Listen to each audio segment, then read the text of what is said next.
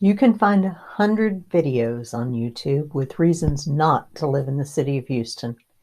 But what's it like to live outside of the city, specifically in the new communities being built in Brazoria and Galveston counties? Well, I'm going to tell you just that. In fact, I'm not going to just hit the highlights. Today, I'm going to tell you the reasons you don't want to move here.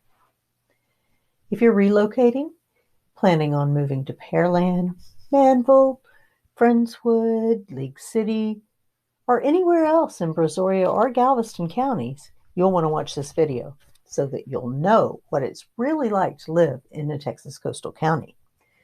So stick around till the end because I think you're going to be really surprised at the last one.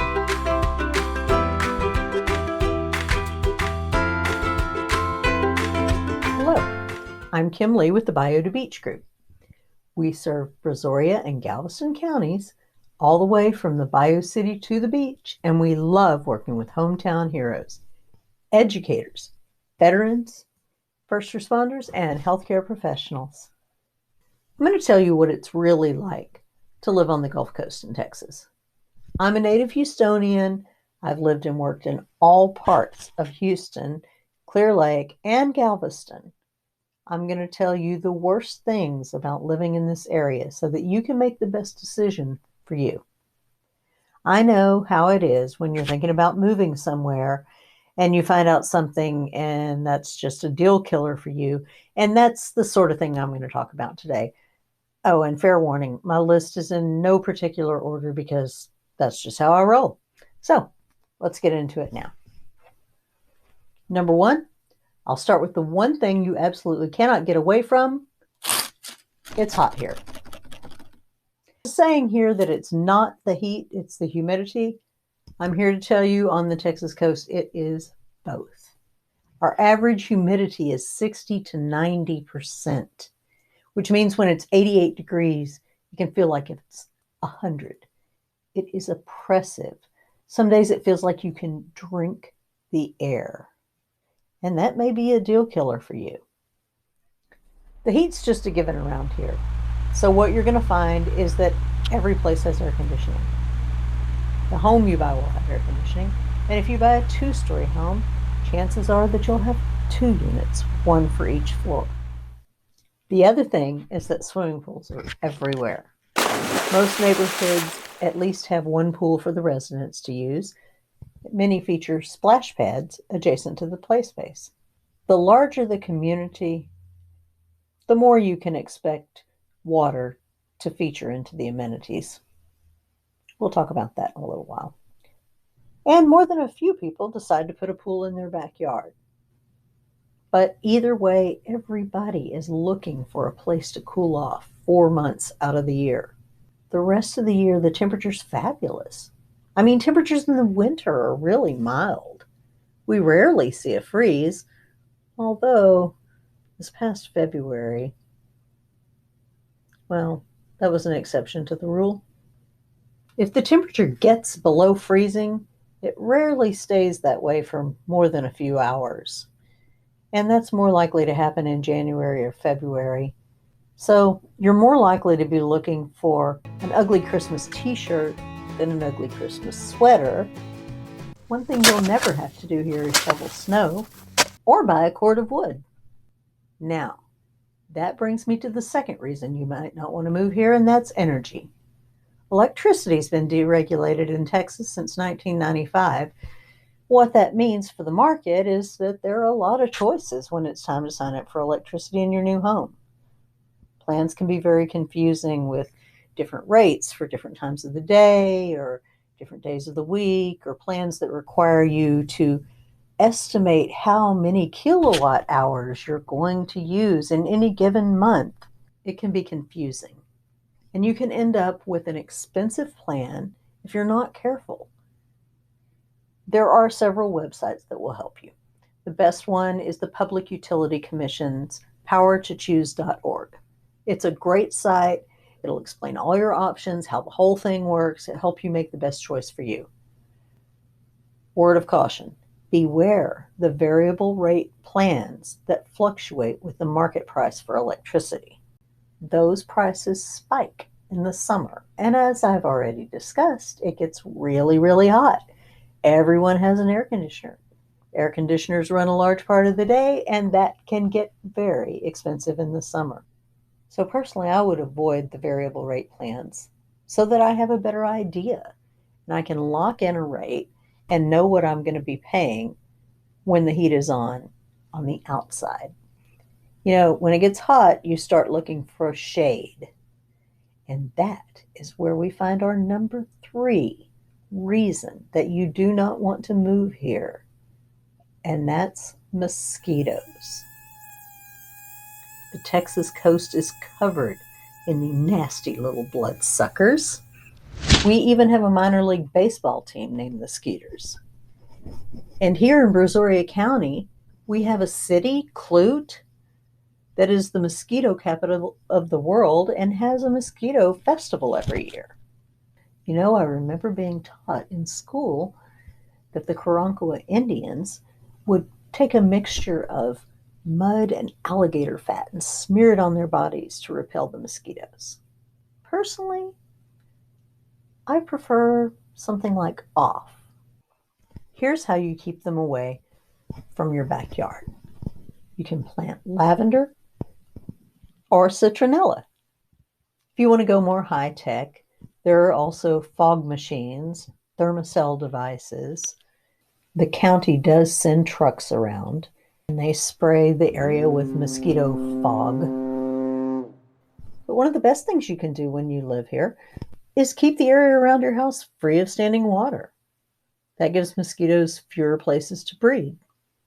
Speaking of standing water, that brings me to the number 4 reason that you might not want to move here, and that's floods. If you've seen Houston in the news, chances are it was because it was flooded. When you look at the map, you'll notice that Brazoria and Galveston counties lie between the Gulf of Mexico and Houston, and you'd probably deduce that these are low-lying coastal counties and that potential for flooding would be higher in those counties. So is this true? Well, yes, and a qualified no.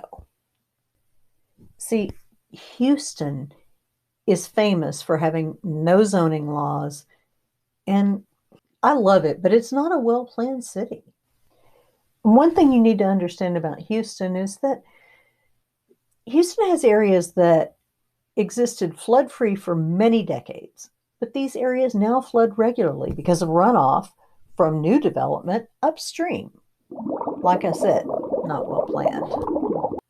Not likely to repeat the mistakes of the city of Houston, and having learned from previous flooding events, Brazoria and Galveston counties required developers to meet minimum elevation standards for new communities and to take flood mitigation measures. Many of the ponds, fountains, and water amenities that you see in area communities are just that. They're part of the flood mitigation.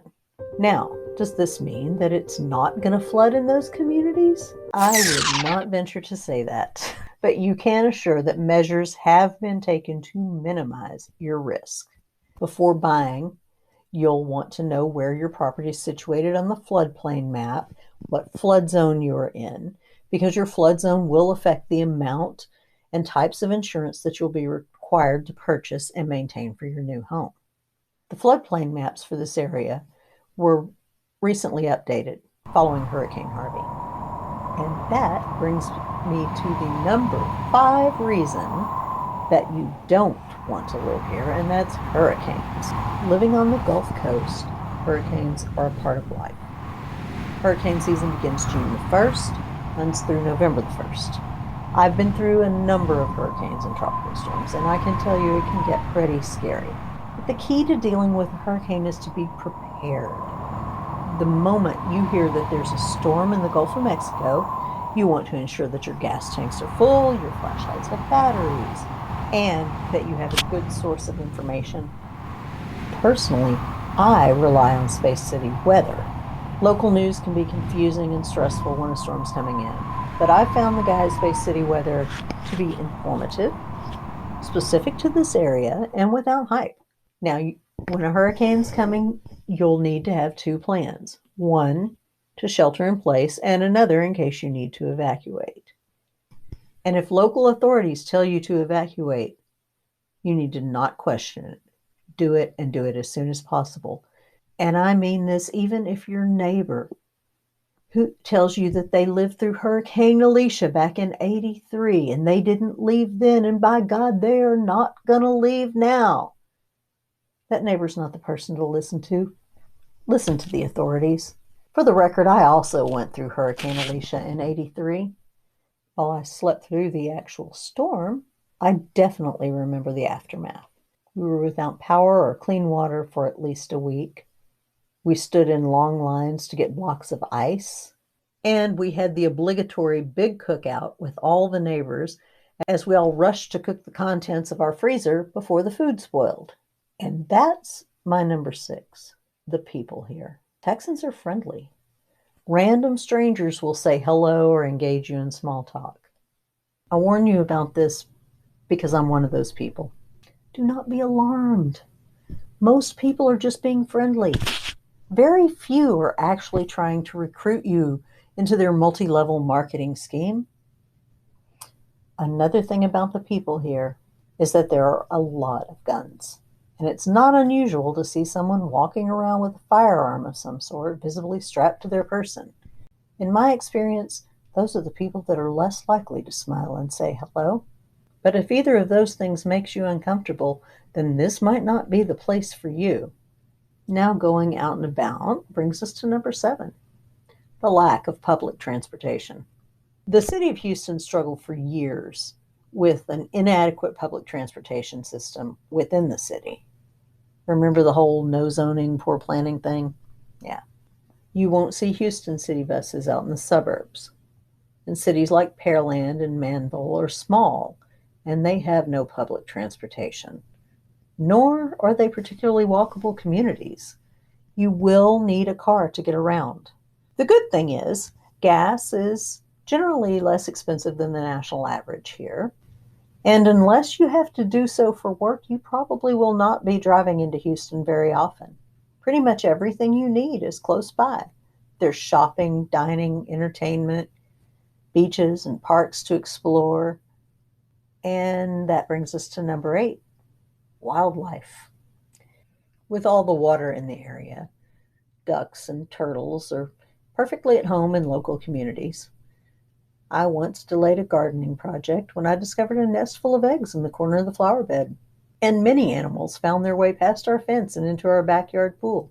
Snapping turtle, baby possum, several snakes, more frogs than I could count. Beware of birds of prey. Red-tailed hawks hunt in the daytime and owls hunt at night here. And a couple of years ago, there was quite the stir when someone found a bald eagle's nest nearby.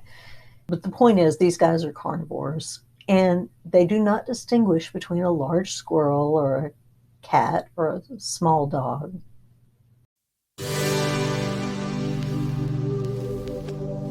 Florida's not the only place where you might encounter an alligator. Brazos Bend State Park is a great place to view these massive lizards, but you might want to leave your small dog at home. There are also packs of feral hogs, and you might run into the occasional bobcat. But the biggest, scariest thing we have that freaks everybody out the first time they see it, and also every other time they see it, that's our cockroaches. Now, I have learned from many friends who have moved here from elsewhere that while cockroaches may exist everywhere, not everywhere has cockroaches that are 2 inches in length that can fly. I have known people who packed up and left the state the first time they saw one of these guys. Now I'm told they're technically not cockroaches, they're palmetto bugs. And I can confirm that they absolutely love palm trees. So as lovely as palm trees are, I want to keep them far away from my house, and I keep a good exterminator on speed dial. Well, giant cockroaches seem like a terrible place to leave this, so Here's an alpaca. Thanks for watching. We post new videos every Tuesday. If you'd like more information about our Hometown Heroes program, click the link below. Be sure to subscribe and hit the notification bell.